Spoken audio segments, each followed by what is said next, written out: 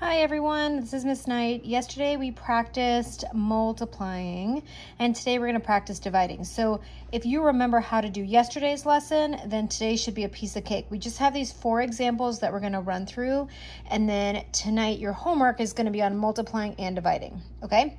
So let's start with this first one. And if you remember, when you're dividing fractions, it's the same thing as multiplying. You just have to rewrite this first equation, or this first fraction, and then I change the division sign to a multiplication sign, and I flip this over. So now this problem turns exactly into a problem, just like what we did yesterday. We're going to simplify and then just cancel stuff out. So this, I pull out a GCF of 2x from the numerator here, and I get x minus 6, and then x plus 5 on the bottom, multiplied x minus 5, x plus 5, and then I just see what can I cross cancel. I can cross cancel this and this, and so then my answer is going to be 2x minus 6 over x minus 5. So you really only have to state the exclusions like what we did yesterday when they ask you. I was trying to do this and I, was all in my daughter's paint stuff. Anyway, okay, so that's just basically how you do the problems for dividing. So if you remember yesterday's lesson, this should be a piece of cake. Okay, so on this problem, the same thing. We rewrite this first fraction, multiply, flip it over. Now, I noticed that this denominator here, I personally prefer to have my x's first. So just to make my life easy, I'm gonna flip-flop it like that. And then I might end up pulling out that negative here so that my x is positive. But, so you see what we did? We just wrote that, and then all I did was put my numerator in the denominator spot, and I flip-flopped it so that my x came first. So I'm gonna rewrite this here. I'm gonna pull out a GCF of x. Here, I'm gonna pull out a GCF of 3x. And then down here, what I'm gonna do is I'm gonna pull out a -1, or a negative, same thing, and then this would become x minus 6, and I know this throws some people for a loop right here, so you have to remember, if you pull out a negative, if I was to distribute this back, I would have negative times x is negative x, and then negative times negative would be positive, so we're looking good. All right, now I'm gonna see what can I cross cancel. Well, I can cross cancel this x minus 6 and x minus 6. I can cross cancel, because this is all being multiplied, and this is also being multiplied, there's no adding or subtraction signs here or here, I can cross cancel those x's. So on the numerator, I have a 3. The denominator, I have this negative, I can't forget that. And don't forget that you can put the negative on the denominator, you can put the negative in the numerator, or you can stick it out in front. It doesn't really matter, it's all the same thing. Okay? Slide my paper down. Just another example, and once again here, I've noticed that I have a negative, so I'm gonna flip-flop that. So I have negative x squared plus 1, x squared plus 3x minus 4, change that to multiplying, find the reciprocal. Okay, so here I'm gonna pull out my -1, just because I also take a quick look here and notice that these are very similar. Well, you'll see what's gonna happen in a minute. I'm actually looking back at this and saying, gee, is there some connection here? And I notice that, wait a second, this is kind of a perfect square, but now that's a negative. So what I've just noticed is that this would almost be better if I left it this way, and let me explain why. Remember how I talked about yesterday that you could have a difference of squares if this is a perfect square and this is a perfect square, but it has to be a subtraction sign? So I'm gonna go ahead and say this is a difference of squares right here, and then I can move stuff around. So 1 minus x, 1 plus x. Okay, perfect square, subtraction sign. And now I can factor this guy. So now I can flip stuff around and say, well, that's negative x plus 1.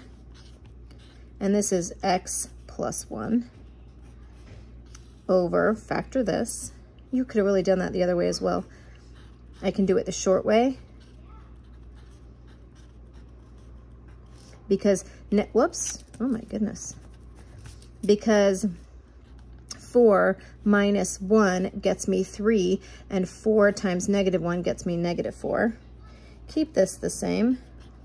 We're going to see if anything can cancel out. So you notice here you have x minus 4 and x minus 4. That crosses out nice and neatly.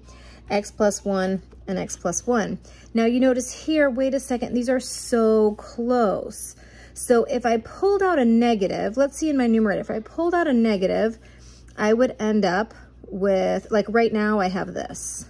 Just going to rewrite it to make it a little easier to understand. Okay, so if I look at the numerator, well, if I pulled out a negative 1, I would have negative 1 x minus 1, right? Because if I distributed that back, I would get there. My denominator is this.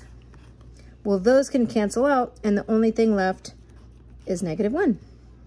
So that whole crazy division problem simplified to negative 1. Okay.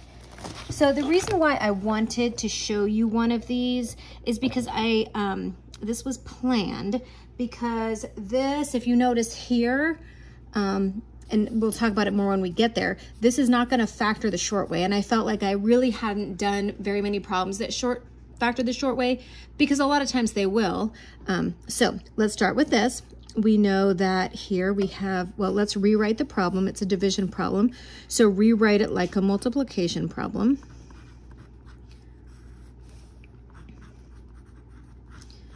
Not really doing a whole lot. Multiply, and then I'm going to flip it. Oh. Okay, so here, now let's just start doing our factoring. I can factor out a 2x. And here, now I have noticed, because I can kind of spot these at this point, this is a difference of squares. So I can factor this even further. X plus 1, x minus 1. Times, so I don't really need this 1 on the bottom there, but some people like to do it. I don't mind either way. But let's talk about this for a second. So this is, I notice I do have an a, so I have to factor it the long way. Remember, I'm just going to write this down here. 3x squared plus 4x plus 1, and we're just going to factor it right here. What you have to do in this case is if you have an a, you have to do a times c, which gets you the number here. 1 and 3, that's it. My signs are positive. I mean, they're both the same. They're both positive. You know, this is the combination. And this looks very familiar because this is the same sort of steps we did for when we could do it the short way. But remember, with the long way, we have to rewrite it. And it doesn't matter which one of these comes first. I like to put the negative first, but since they're both positive, it doesn't really matter. Okay, so because 3x plus x equals 4x. So I just rewrote this trinomial into one that has 4 terms, and then I split it down the middle. I pull out a GCF of 3x.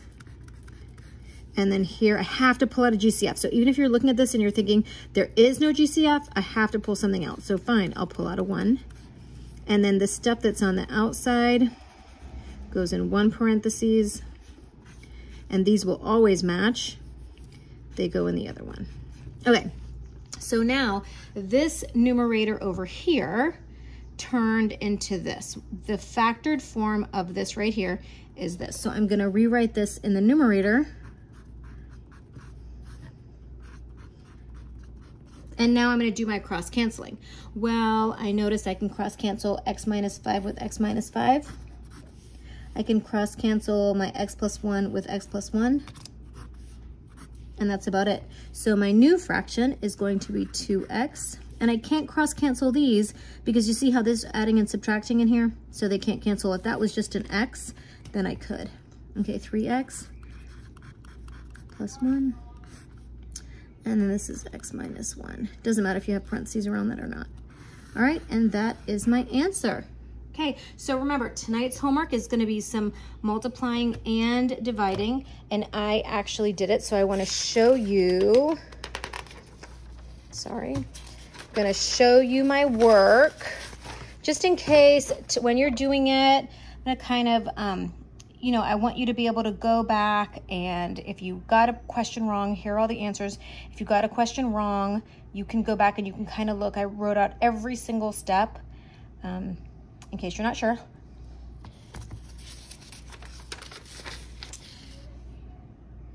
And there you go. So this is the homework and the answers. Okay, thank you guys, and we'll be moving on tomorrow. Bye.